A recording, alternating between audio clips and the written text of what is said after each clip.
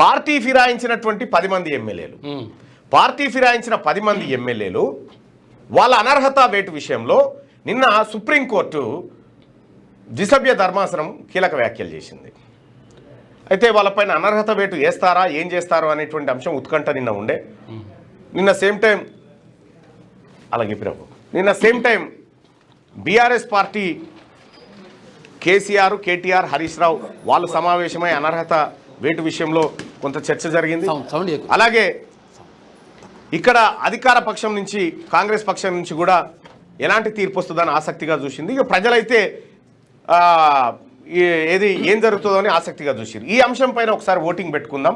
తెలంగాణ ప్రజలారా, పార్టీ ఫిరాయించిన ఎమ్మెల్యేలపై వేటు వేయాల్సిన అవసరం ఉందా? రైట్, మీ ఒపీనియన్ ఏంది? సుప్రీంకోర్టు చెప్పింది ఏంటంటే 3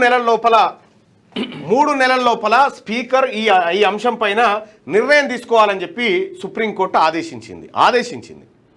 సూచన కాదు, సూచన ప్రాయంగా ఆదేశించింది, గట్టి కాదు.